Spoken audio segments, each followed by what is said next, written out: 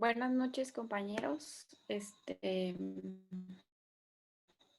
Bueno, el día de hoy me toca a mí glaucoma. Vamos a hablar sobre la anatomía de la cámara anterior, el ángulo, la uvea anterior, que es el iris y el cuerpo ciliar, nervio óptico y la capa de fibras nerviosas.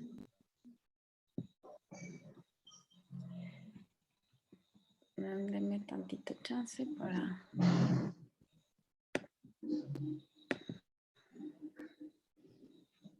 Es que no puedo quitar lo de las cámaras, no sé por qué, y me pongo aquí para ver. Permítanme tantito.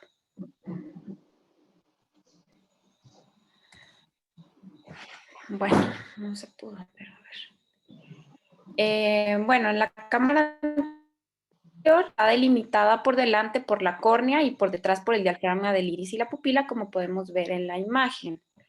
El ángulo de la cámara que está en la unión entre la córnea y el iris está formado por las estructuras siguientes, que viene siendo la línea de Schwalbe, el canal de Slem, la malla trabecular, el espolón escleral y el borde anterior del cuerpo ciliar.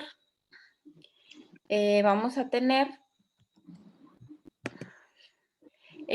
las estructuras de la cámara anterior, aquí puestas en la imagen que tienen a su derecha, pues encontramos la línea de Schwalbe, ahí señalada, no sé por qué no puedo usar el cursor para señalarla, pero ahí está con las iniciales. Tenemos el proceso iridiano, tenemos la malla trabecular, la córnea, el iris, el canal de Slem, el espolón escleral, la esclerótica, está el cuerpo ciliar y las fibras zonulares que van a ser lo que conforma esta cámara anterior. Entonces, para los R1, ¿qué le puede, o sea, las estructuras que la doctora mencionó son muy importantes y es como, o sea, en la práctica las tienen que ir reconociendo al hacer la gonioscopía porque es fácil aplicar gotitas, ¿verdad? Pero fácilmente al aplicar gotitas para dilatar, si no sabemos reconocer un ángulo estrecho, podemos causar daños severos a los pacientes. ¿Quién de los R4 le puede explicar a los R1 qué sucede? ¿O qué estructuras son las que tienen que reconocer? Claro, hay mnemotecnias muy fáciles para recordar las estructuras. Hay una que se llama I can't see this silly line. Está en inglés, obviamente. Entonces ahí la primera, pues el I sería de iris. Can't es de ciliar body. See es de Schwalbe. No. No. I can't see Schwalbe line. No. Es espolon spur, espolón escleral. This, ya estamos ahí en trabecular mergework. Acordarse, en la mnemotecnia no viene la no pigmentada y la pigmentada, pero ahí ustedes lo deben de saber. Y sí, ya es Schwalbe line. Entonces, con esta mnemotecnia jamás se les va a olvidar las estructuras del ángulo iridocorneal. I can't see this silly line. Y bueno, lo que puede pasar es que puede ocasionar un bloqueo angular, ¿verdad? Y entonces, lo que le llaman glaucoma maligno. Muy bien, gracias. Bueno, es importante mencionar, pues ahí, como decía la doctora Kenia, en las estructuras del ángulo, cuando uno mira en la gonioscopía, pues nosotros regularmente colocamos un número ahí que es 0, 1, 2, 3 y 4, recordando que cuando ponemos el gonio, pues cuando decimos 0 es que no se va a ver ninguna estructura, cuando decimos 1 llega hasta la línea de Schwalbe, cuando decimos 2 llega hasta el trabéculo o la malla trabecular, cuando decimos 3 al espolón escleral y cuando decimos 4 hasta el cuerpo ciliar. Entonces se ven las 4 estructuras. Eso es lo que significa que uno reporte el ángulo de 0 a 4, ¿verdad? Son esas estructuras las que hay que tomar en cuenta para la gonioscopía. Sin embargo, pues podemos mirar aquí que más o se dividen en otras estructuras conforme el ángulo de la cámara. Bueno, la profundidad de la cámara pues va a variar, puede llegar a medir entre 3 y 4 milímetros. En personas hemétropes va a medir alrededor de 3 milímetros y esta variación puede ser dada por los pacientes que son afáquicos, pseudofáquicos, los pacientes con miopía y los pacientes que van a ser hipermétropes, pues lógicamente van a tener una cámara o van a tender a tener una cámara más estrecha. Tiene un volumen de 200 microlitros y contiene el humor acuoso producido por el epitelio ciliar de la cámara posterior. Bueno, recordando un Doctora poco sobre el Jessica, humor acuoso. Sí. en la, Bueno. regrese la diapositiva. Ajá. Doctora Andrea, ¿qué entiende usted por hemétrope?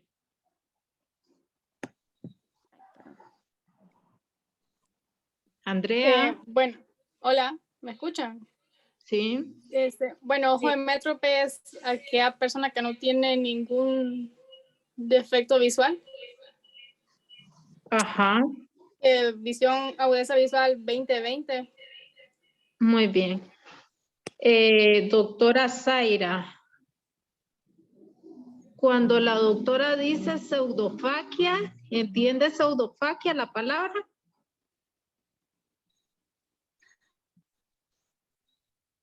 Doctora Zaira.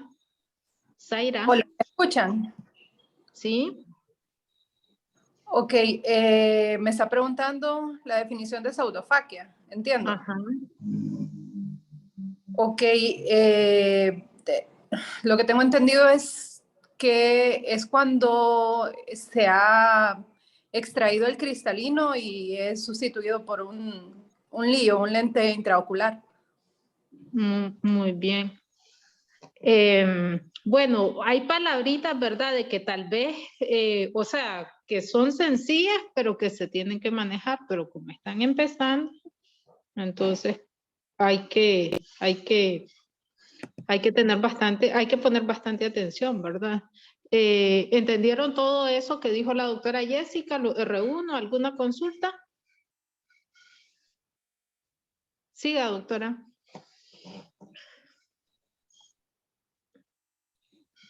Gracias. Bueno, entonces vamos al humor acuoso, que es lo que va a contener en la cámara anterior.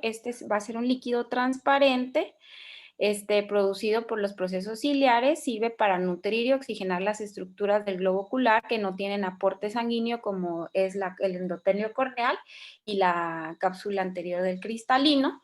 Es producido por los procesos ciliares en un promedio de 2 a 3 microlitros por minuto, ¿verdad? Va a fluir a través de los procesos ciliares entre el cristalino, va a llegar hacia la pupila y de la pupila se va a distribuir hacia la cámara anterior, hacia la córnea. Esto a través de un proceso de filtración sanguínea en los procesos ciliares, en la cámara posterior, donde va a haber la formación de este humor acuoso, y a través de la pupila hacia la cámara anterior. De la cámara anterior se reabsorbe por la red trabecular y llega al canal de Schnell, donde llega circulación venosa. Bueno, Las vías de evacuación principal del humor acuoso es la vía clásica, que es la que no depende del apío, de la presión intraocular.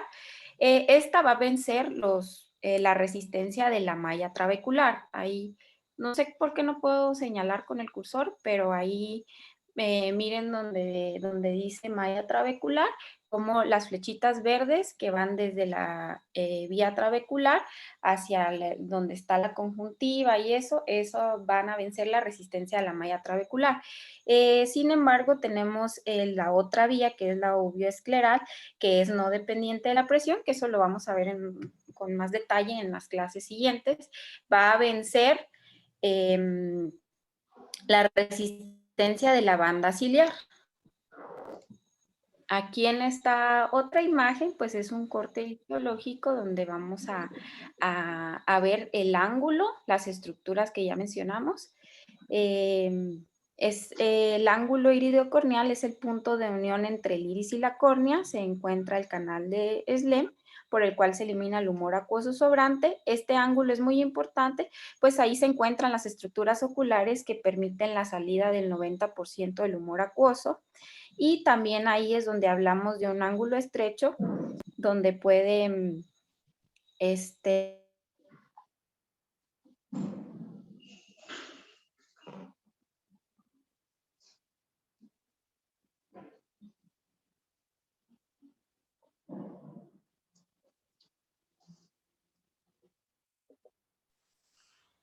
perdón, creo que no sé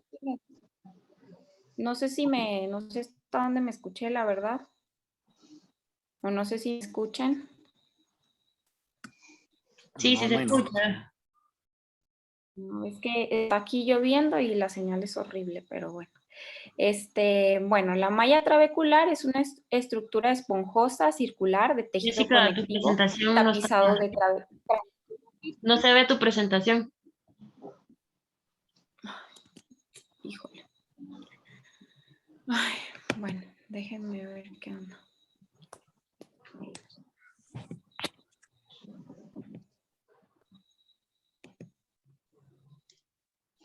Ahora sí, ¿verdad? Sí. ¿Ya ven? Gracias.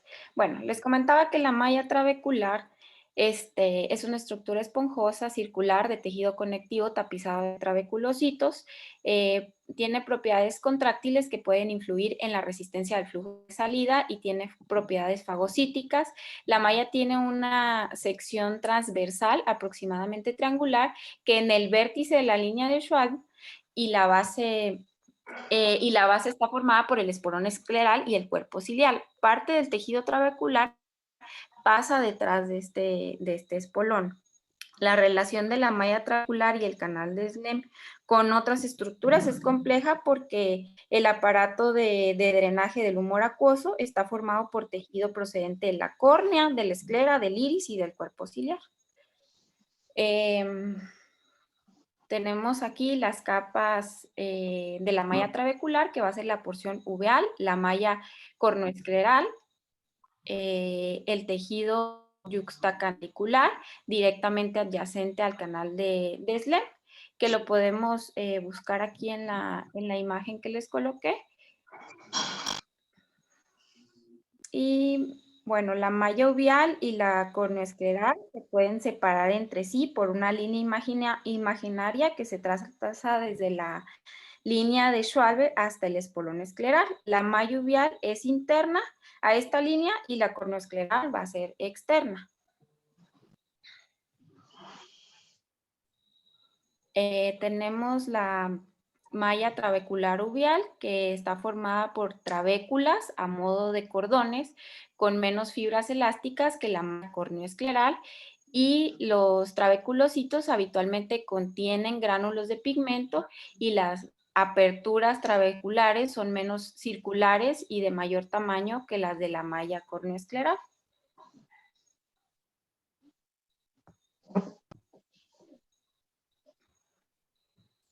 Un momento. Que está trabando esto.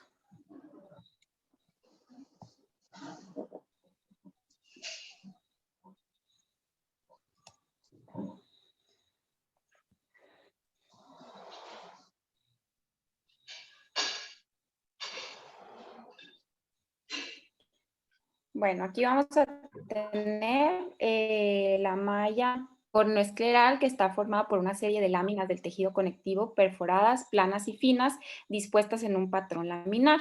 Cada uno de los haces trabeculares está recubierto por una monocapa de células trabeculares finas que tienen múltiples vesículas pinocíticas.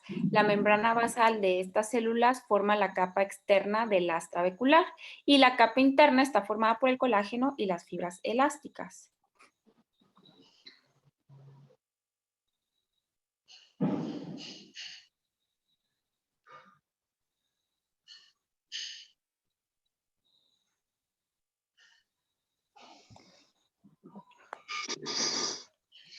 El tejido conectivo pericanalicular recubre el canal de Slem en toda su extensión. Entre estas células hay espacios de hasta 10 micras de anchura, a través de los cuales se puede filtrar el humor acuoso hasta alcanzar la cubierta del endotelio del canal de Slem. Esta región del sistema de drenaje es responsable de la máxima resistencia del flujo de salida, en parte porque el trayecto es estrecho y tortuoso, y en parte debido a la resistencia que ofrecen por los proteoglucanos y los glucoproteínas extracelulares que se encuentran ahí.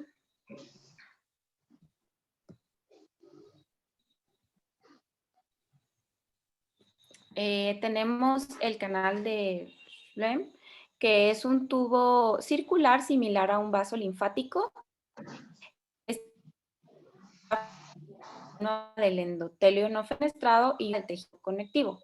La membrana basal del endotelio está mal definida. Las paredes laterales de las células endoteliales están unidas por células de oclusión y hay vesículas micropinocíticas en la superficie apical y basal de las células. Bueno, voy a regresar aquí. Ahí viendo en la imagen que recubre el canal de Slem en toda su extensión, en su cara trabecular, entre las capas más externas de la malla cornoescleral y la cubierta endotelial del canal de Slem, está la malla endotelial. Un conjunto de células en múltiples capas que forman una red laxa. Bueno, tenemos aquí los conductos colectores, que en el canal de Slem se originan aproximadamente entre 25 y 30 conductos colectores que drenan hacia los plexos venosos profundos y medio escleral. Externamente, los conductos colectores que se originan en el canal de Slem se van a anastomosar para formar estos plexos, el plexo venoso intraescleral y el plexo venoso escleral profundo. A intervalos irregulares a lo largo de la circunferencia. Las venas acuosas se originan en el plexo intraescleral y conectan directamente con las venas epiesclerales. La vascularización arteriolar se aproxima estrechamente al conducto, pero no se establece comunicación directa entre ambos. El envejecimiento produce un engrosamiento de las láminas trabeculares de 2 a 3 veces. La corteza se engruesa y hay pérdida de la celularidad endotelial al aumento del tejido y aumento del tejido conectivo. Y una acumulación de desechos en la malla trabecular y de glucosaminoglucanos en el espacio extracelular. Estos cambios se acrecentan con el glaucoma crónico del ángulo abierto. Y bueno, estos conductos van a drenar directamente al plexo venoso epiescleral como venas acuosas. Tenemos la capa uveal. La capa uveal es el principal compartimento vascular del ojo. Está formado por 3 partes, que está localizado en la uvea anterior, y la coroides, que está localizada en la uvea posterior. La capa uveal está firmemente adherida a la esclerótica solo en 3 puntos, que uno va a ser el espolón escleral, el punto de salida de las venas vorticosas y el nervio óptico. Bueno, aquí vamos a tener pues la uvea anterior y la uvea posterior o coroides. En la uvea anterior formada por el cuerpo ciliar y el iris, el cuerpo ciliar formado por el músculo ciliar y los procesos ciliares, y en la uvea posterior o coroides pues la coriocapilar y la membrana de Bruch. Bueno, en cuanto al iris, es la extensión más anterior de la capa uveal, formado por vasos sanguíneos y tejido conectivo, además de melanocitos y células pigmentadas que van a ser las que van a dar el color distintivo al iris. Su movilidad permite que la pupila cambie de tamaño según los estímulos luminosos. Durante la midriasis, el iris se frunce en diversas crestas y pliegues, y durante la miosis su superficie anterior parece relativamente lisa. El diafragma del iris divide el segmento anterior en la cámara anterior y en la cámara posterior. Bueno, vamos a tener que el iris va a responder a los estímulos luminosos. En la parte central pues tenemos una luz normal. En la parte de la izquierda tenemos una pupila en miosis, donde va a haber una contracción del músculo del iris y por el parasimpático, y en la parte derecha vemos una midriasis donde va a estar dirigida por el simpático. Aquí les voy a explicar un poquito mejor eso. El músculo dilatador de la pupila está dispuesto radialmente alrededor de la pupila, es lo que vemos en flechitas, en las flechitas rojas. El borde periférico se conecta al músculo ciliar. Está inervado por las fibras nerviosas simpáticas y su contracción va a producir la miosis. El músculo del esfínter de la pupila es lo que vemos ahí, que está alrededor de la pupila, en flechitas rojas también. Está dispuesto cerca del borde pupilar y está inervado por fibras nerviosas.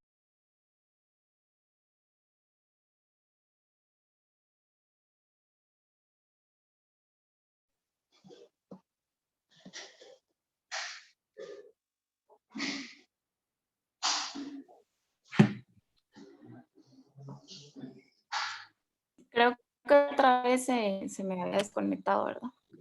No sé si vean la pantalla. No, Jessy, se te fue la presentación. Ah, ¿desde a qué horas ahora? Dios. Como un minuto, no tiene mucho. Ah, bueno.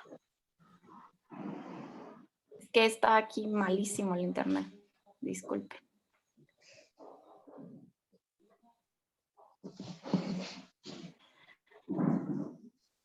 Bueno, entonces hablamos del músculo del esfínter de la pupila, que va a ser el que rodea el borde pupilar, el que está en fitas rojas, y está inervado por fibras nerviosas parasimpáticas. Produce la contracción de la pupila, lo que denominamos como miosis. En cuanto a la inervación, tenemos que el músculo dilatador de la pupila tiene fibras adrenérgicas del sistema simpático, y el esfínter pupilar tiene fibras colinérgicas del sistema parasimpático a través del tercer par craneal. Vamos a tener el cuerpo ciliar, que une entre sí segmentos anterior y posterior. La base del cuerpo ciliar sirve de origen del iris. La del cuerpo ciliar a la esclerótica está en su base, a través de las fibras musculares longitudinales que se encuentran en el espolón escleral. La función principal va a ser la foso, la acomodación del cristalino, y además un flujo de salida trabecular y uveoescleral del humor acuoso. Tenemos el epitelio ciliar y el estroma, que es el cuerpo ciliar, tiene entre 6 y 7 milímetros de anchura y está formado por dos partes, que sería la pars plana y la pars plicata, que están señaladas circuladas con rojo. La pars plana pues suele ser una estructura que debemos identificar, porque a veces las intervenciones quirúrgicas como las vitrectomías pueden estar realizadas por la pars plana, porque es una región anatómica de la coroides que no recubre la retina.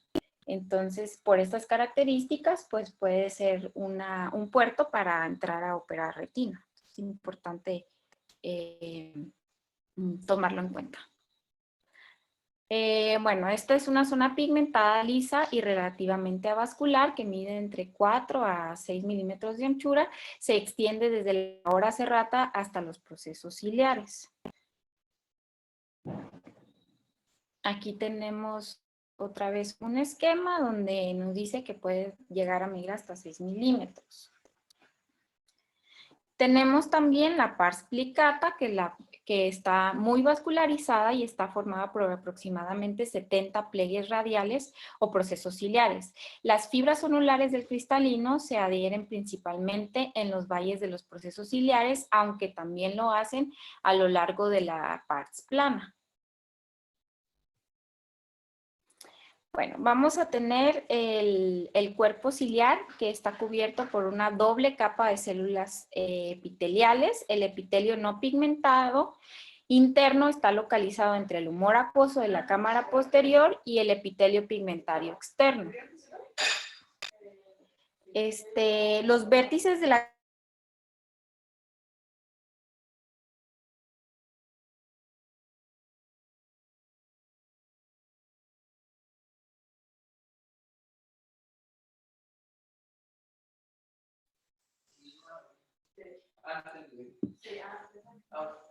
R1, ¿van entendiendo la clase? ¿Me escuchan?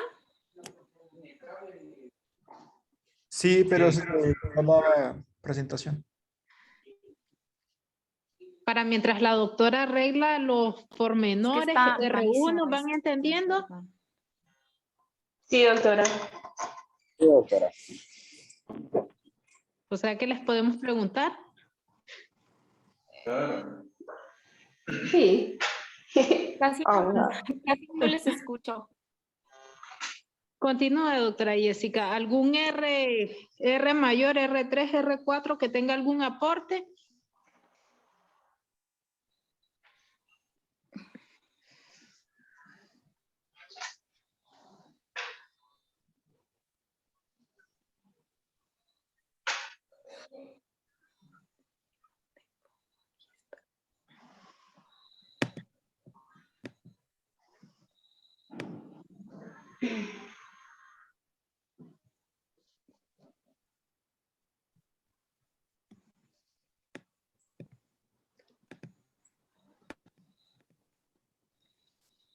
¿Se me escucha? Sí. Sí.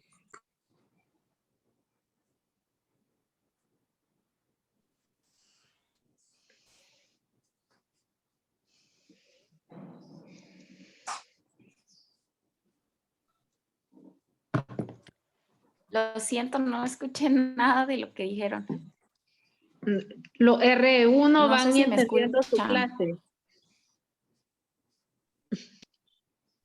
Ah, bueno.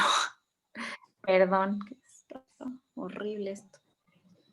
Es que se me está desconectando y desconectando cada rato. Tranquila, no sé se qué. preocupe, continúe. Bueno. Los vértices de la capa celular no pigmentada y pigmentada están fusionados por un sistema de uniones interdigitales celulares. A lo largo de los espacios intracelulares laterales, Perdón. cerca del borde apical del epitelio no pigmentado, hay uniones estrechas que son las que llamamos, son las de oclusión, que Doctora mantienen la Jessica. barrera hematoacuosa. La membrana basal del... ¿Sí? ¿Sí? No tiene la presentación. ¿Me escuchan? Sí, solo falta la presentación. Es que se deja de compartir porque como se me sale el internet, se deja de compartir. Y como yo la estoy viendo acá, no sé si ya no la ven. Bueno, ahí está. Bueno, la membrana basal del epitelio pigmentario que mira hacia el estroma del iris, que es la parte de abajo del diagramita que tengo, es más homogénea que el epitelio no pigmentario.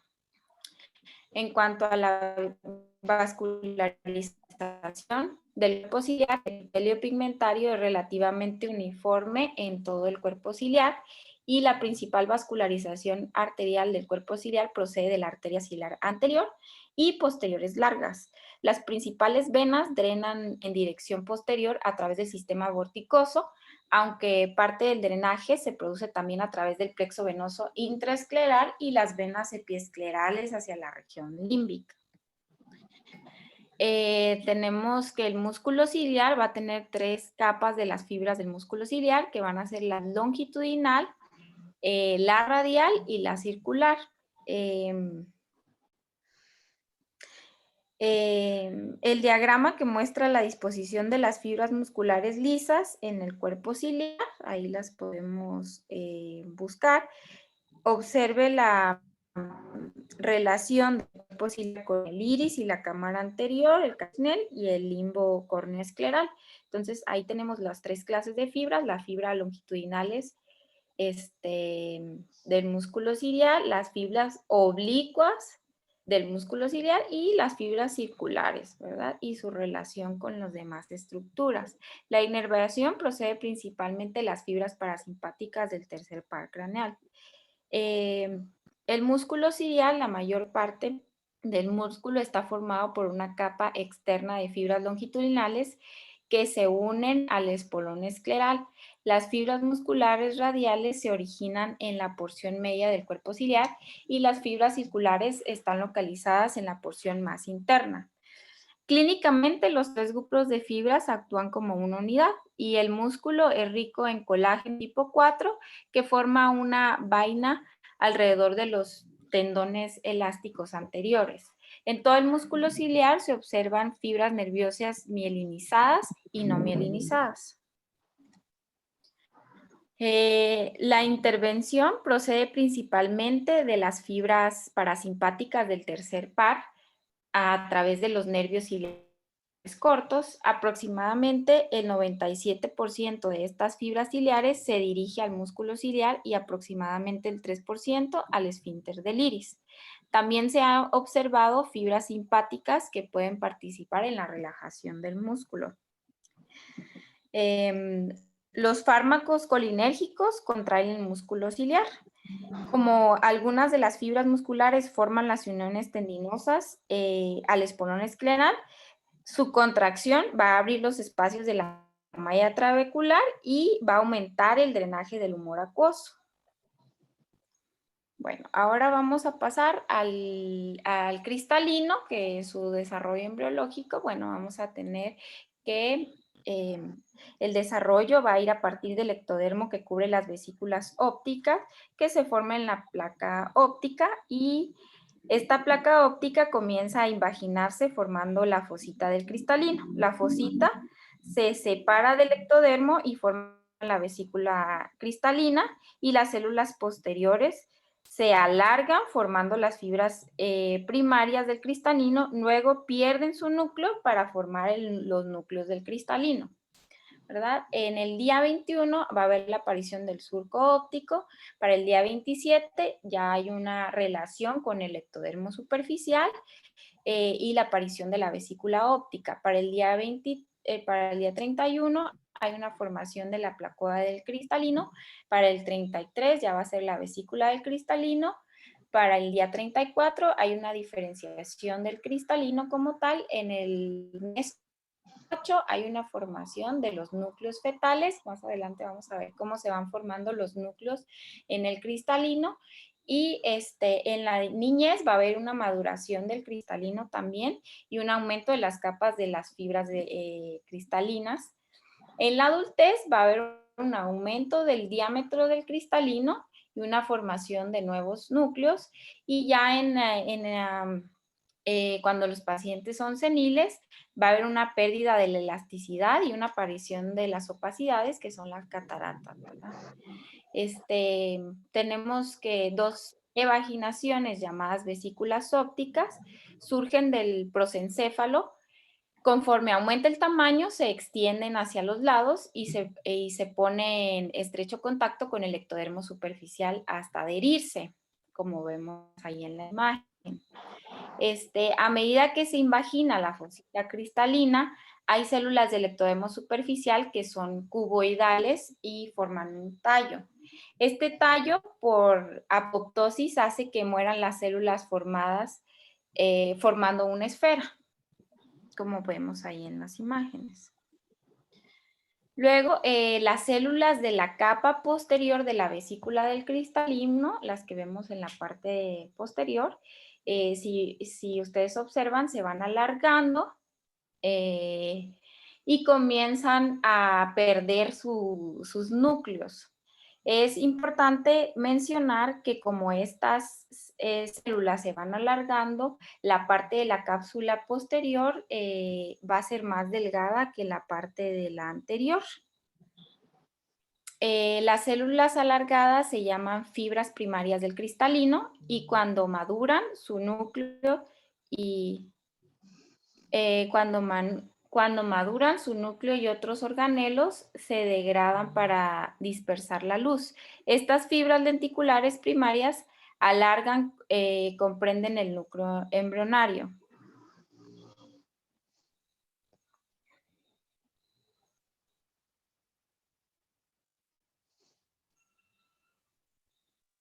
Y tenemos aquí las fibras lenticulares secundarias que forman entre los 2 y 8 meses de gestación, componen el núcleo fetal.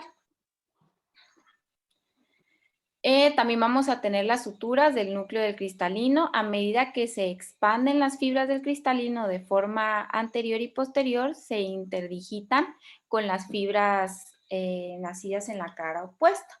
Estos patrones de asociación se conocen como suturas.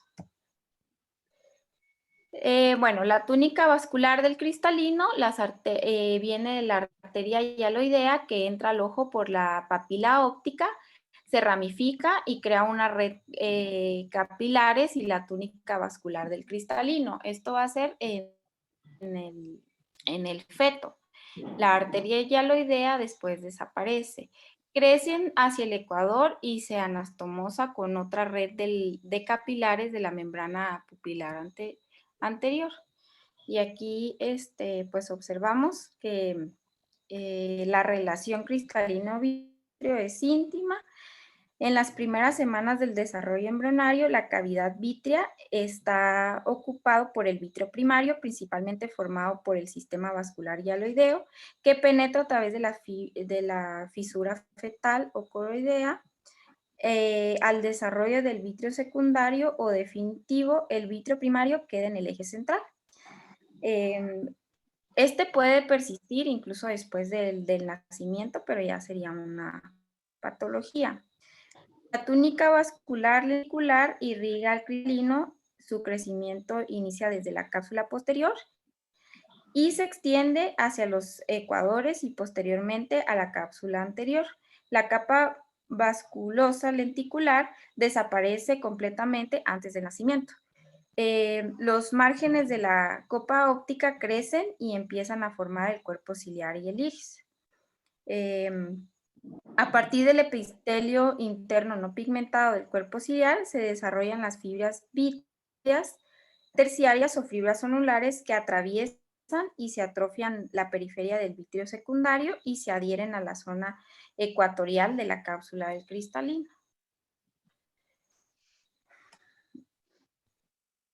La arteria, eso ya lo había mencionado.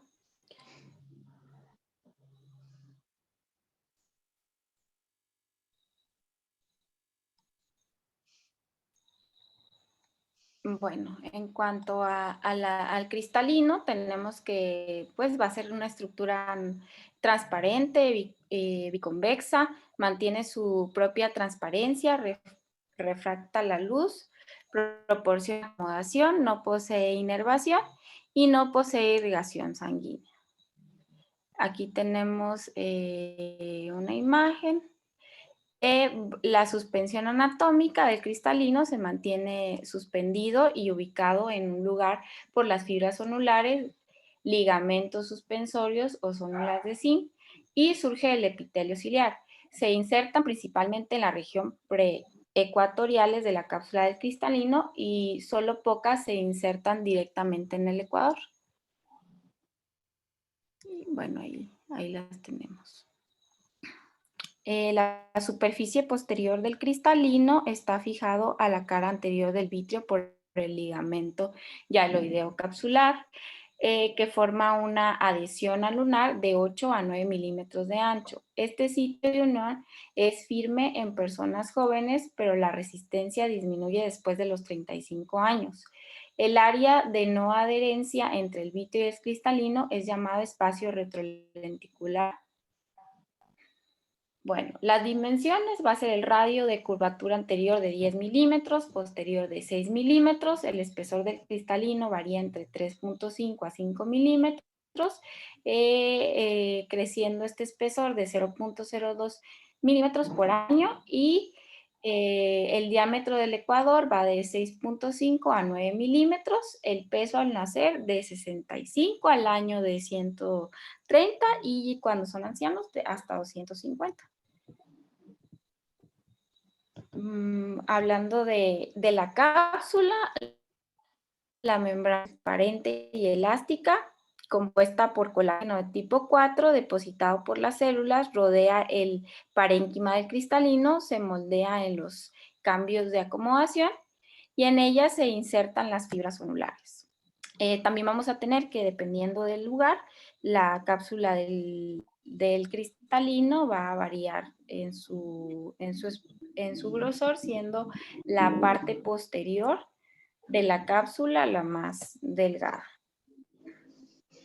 La cápsula del cristalino proporciona alguna función de barrera impidiendo paso de las moléculas grandes, pero permeable a componentes de bajo peso molecular. La cápsula a tomar una forma esférica, pero esta se ve contrarrestada por la atracción de las fibras zonulares. Bueno, el epitelio, detrás de la cápsula anterior está una capa de células epiteliales que llevan actividades celulares, biosíntesis de lípidos, proteínas, producción de trifosfato de adenosina, mitosis de la zona germinativa y transporte de metabolitos del humor acuoso. Tenemos el epitelio lenticular del polo anterior, que son las membranas laterales de las células epiteliales, están unidas por desmosomas. Alguna vez se creyó que estas células ocluden se unían las células epiteliales, pero estudios recientes reportan que tiene escasas uniones de este tipo. Las fibras lenticulares contienen un citoplasma, altas concentraciones de cristalina, 40% del peso de las fibras lenticulares, la proteína que por su concentración y distribución contribuye con el índice de gradiente refractivo, y las paredes laterales tienen numerosas interdigitaciones a lo largo de las fibras que permite el deslizamiento entre ellas. También están unidas por los desmosomas. Y hay una imagen. Bueno, ahí tenemos varias imágenes. En cuanto a la corteza, el cristalino no desaparece ninguna célula. Se aglomeran a medida que el envejecimiento, a medida que envejecen y se compactan en la zona central del cristalino. La parte de la periferia va a ser la parte externa de la más joven y compone la corteza del cristalino. Bueno, en cuanto a algo de fisiología, el principal componente de cristalino es el agua en un 65%, el resto en un 35% es esencialmente una estructura proteica. Las proteínas cristalinas vienen contribuidas por dos grupos, que es la proteína soluble y proteínas insolubles. La cristalina, proteína soluble, representa 1/3 de las proteínas totales y se considera que esta proteína facilita la transparencia óptica del cristalino para permitir la transmisión de suficiente luz. Las funciones como tal es mantenimiento de la transparencia, mantenimiento de medio alto de índice de refracción, conservación de la acomodación, permitir la supervivencia metabólica de las fibras y filtrar la luz ultravioleta. Bueno, en cuanto a la anatomía del nervio óptico, el nervio óptico es el segundo de los pares craneales un tracto de fibras con aproximadamente 1 o 2 millones de axones que van rodeando por vainas meningias que transportan las sensaciones visuales al sistema nervioso central. Está formado por los axones de las células ganglionales y por la glía. Se desprende del globo ocular 3 milímetros medialmente y 1 milímetro inferiormente al polo posterior del mismo. Se dirige posteriormente, atraviesa la cavidad craneal y termina en el ángulo anterolateral correspondiente del quiasma óptico. Su longitud total es de 5 centímetros. Ahorita la vamos a entender más con las imágenes. El primer segmento es el intraocular, que va a medir, o intraescleral, que va a medir 1 milímetro. Este va a dividirse en papila, región prelaminar, lámina acribosa y región poslaminar. La papila entrada organizada de axones, zona desprovista de percepción, o sea, no se ve con esa área, y la región prelaminar, haces de axones no mielinizados rodeados de tabiques de la glía que rodean el ángulo en ángulo recto, la lámina acribosa, área perforada de la esclera por donde salen haces nerviosos de las fibras de mielinización, y la región poslaminar. Tenemos el el segundo segmento, intraorbital. Son fibras mielinizadas rodeadas de vainas meningias. La meningia es dura madre, el espacio subaracnoideo. El nervio queda comprendido en un cono formado por los músculos rectos del ojo y se sumerge en la grasa retroocular. El vértice de la órbita rodeado por el anillo fibroso que presenta inserción a los músculos rectos. En este segmento el nervio se relaciona con la arteria oftálmica, sale de la carótida interna, primero inferolateral al nervio óptico y luego pasa por encima del nervio hasta medial. Las venas oftálmicas superior e inferior, los nervios nasociliar, oculomotor y abducen, ganglio ciliar, vasos y nervios ciliares. Ahí tenemos que puede medir entre 25 milímetros y 30 milímetros. El tercer segmento va a ser el intracanalicular. El nervio atraviesa el foramen óptico acompañado por la arteria oftálmica. Son frecuentes las lesiones del nervio por fracturas que componen la base del cráneo y el vértice de la órbita. Y ese es el área que más se puede ver afectada en estos traumas. El cuarto segmento, que viene siendo el intracraneal, mide 1 centímetro y está comprendido entre el foramen óptico y el quiasma óptico. Se relaciona inferiormente con la tienda de la hipófisis y el canal óptico del esfenoides. Superiormente con la arteria cerebral anterior y la estría olfatoria medial, y lateralmente con la carótida interna. Bueno, también vamos a hablar un poco sobre la distribución retinotópica de las fibras del nervio óptico.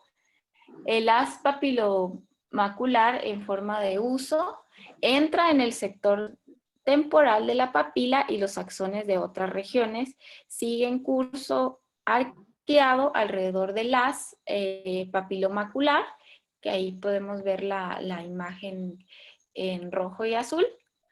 Y las fibras de la retina periférica en la periferia del nervio óptico.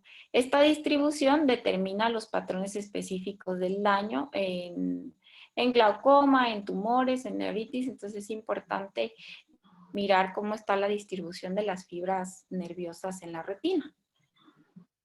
En cuanto a la vascularización del nervio óptico, tiene una superficie papilar, capilares de la arteria central de la retina, el prelaminar y laminar por coroides y ciliares posteriores cortas, retrolaminares por la rama meningias piales y las ramas de la arteria central de la retina, el segmento intraorbitario por los vasos periféricos que proceden de los de la pía madre y derivan de los vasos sanguíneos vecinos, y vasos axiales proceden de la arteria central de la retina. El sistema vascular axial nutre las fibras retinianas centrales. El segmento intracanalicular e intracraneal del nervio óptico son nutridas por la malla fibrovascular pial de las ramas de la carótida interna. La vena central de la retina acompaña las arterias en su trayecto y drena en los senos cavernosos directamente. Y eso es todo.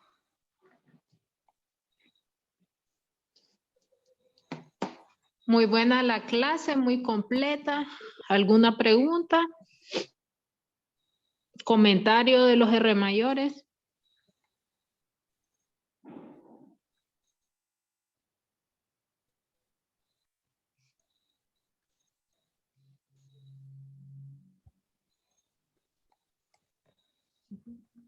No, pues solamente recordarles pues por qué está delimitada la cámara anterior, pues por delante para que recuerden está la córnea, por detrás está el iris y la pupila, y que siempre les queden las 4 estructuras que van a encontrar cuando ya comiencen a hacer la gonioscopía, que se van, pues las estructuras son el iris, lo que es el cuerpo ciliar, el espolón escleral, la malla trabecular que se va a dividir en 2, en la pigmentada que van a ir viendo primero, y la no pigmentada y la última que se va a ver la línea de Charles. Eso es lo que hay que recordar más que todo, y ese sería pues mi aporte. Muy bien.